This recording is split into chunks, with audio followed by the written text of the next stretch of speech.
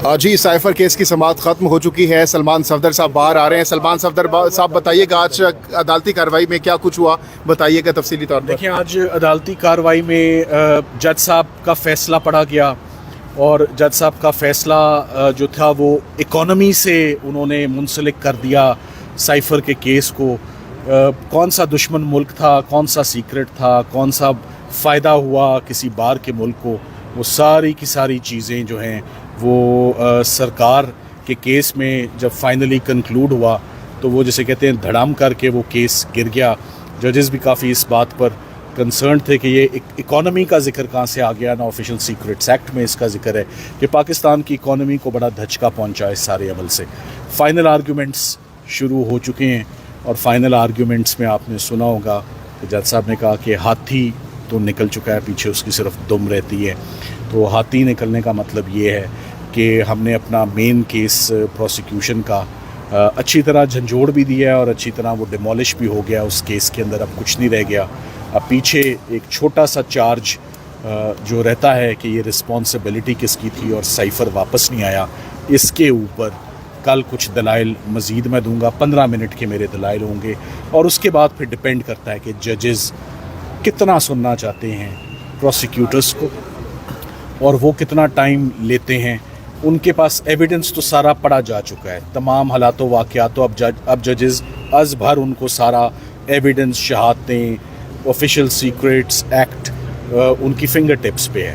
तो अब जो असिस्टेंस आनी है सरकार की जानिब से, उन्होंने हमारे सिर्फ सवालों के जवाब देने हैं कि डॉक्यूमेंट्री एविडेंस किधर है। डॉक्यूमेंट्री एविडेंस तो सफ़ा मिसल पर आया ही नहीं है। सो अब उनको बताना है कि उन्होंने ये डॉक्यूमेंट्स जो सारे कंसील किए हैं, सुप्रेस किए हैं।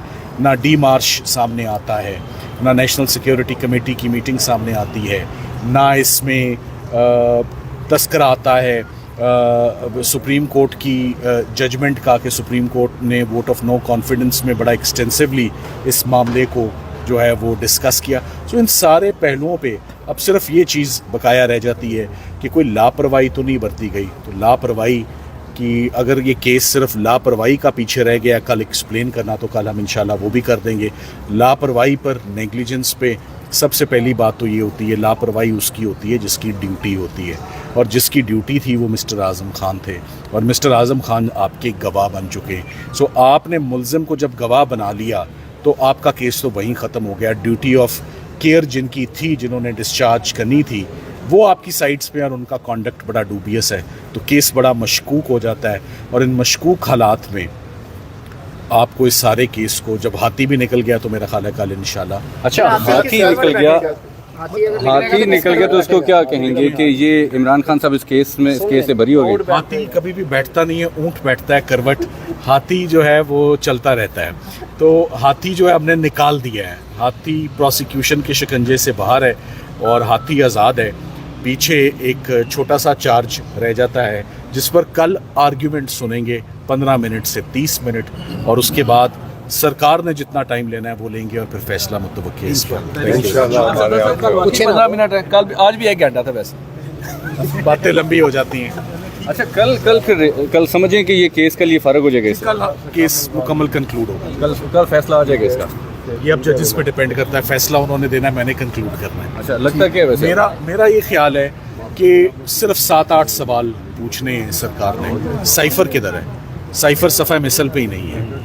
आपने कम्युनिकेशन कब हुई, कब कन्वे किया, किस वीडियो में किया, शाह महमूद कुरैशी ने या इमरान खान ने? वो वीडियो या वो एविडेंस जो है वो हमारे आगे रखें।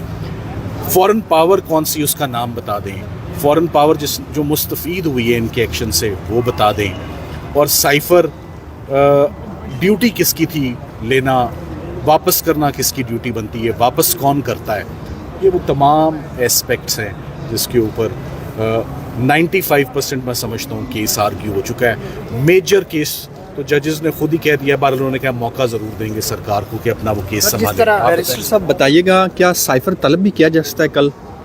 या देखिए, चीफ जस्टिस आमिर फखर कर सकते हैं? नहीं, मैं ये समझता हूँ कि इस स्टेज पर जो एविडेंस खुद छुपाया हो, खुद कंसील किया हो, खुद सप्रेस किया हो, वो एविडेंस कभी भी सामने एपेलेट कोर्ट में नहीं मंगवाया जा सकता।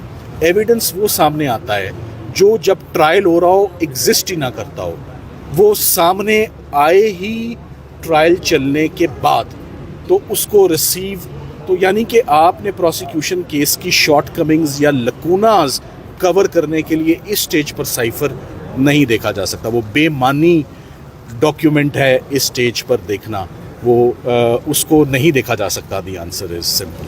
सर जजेस को अप्रोच किया जा रहा है, ख़त भी भेजे जा रहे हैं, आप इतना अहम केस लड़ रहे हैं, आपको कहीं बैक डोर पे कहीं को धमकाया गया या खत वगैरह तो नहीं भेजा गया? मुझे धमका सिर्फ आप रहे हैं और कोई नहीं धमका। ये बताइएगा कि अगर इमरान खान साहब के हक में फैसला आता है तो प्रोसिक्यूटर तो सुप्रीम कोर्ट जाएंगे, इसमें फिर दोबारा से केस तो हर किसी का राइट होता है इसमें करेंगे। केस आगे नहीं जाएगा फिर? सुप्रीम कोर्ट ने अपना माइंड पहले ही बड़ा ज़बरदस्त दे दिया हुआ है। क्या दिया सर बता दें। सुप्रीम कोर्ट के ऑनरेबल जजेस ने इस केस में उन्होंने कहा पहले ये बताएं साइफर का लफ्ज़ क्यों इस्तेमाल कर रहे हैं, ये साइफर नहीं है। दूसरा उन्होंने कहा कम्युनिकेशन कहाँ हुई है। तीसरी बात उन्होंने कहा फॉरेन पावर का नाम बता दें। और तीनों प्रोसिक्यूटर्स का, आपने प्रोसिक्यूटर्स का जिक्र किया, तीनों प्रोसिक्यूटर्स को मौका मिला था सुप्रीम कोर्ट में एक एक करके, रिजवान अब्बासी साहब भी, शाह खावर साहब भी, नकवी साहब भी, तीनों ने अपना अपना मौका लिया था, मगर वो केस नहीं समझ। सुप्रीम कोर्ट ने बड़ा वाजे अपना माइंड दिया हुआ है इस पर इंशाल्लाह। मतलब ये समझे कि इस साइफर केस में इमरान खान साहब की राय कंफर्म है। Thank you very much. Thank you.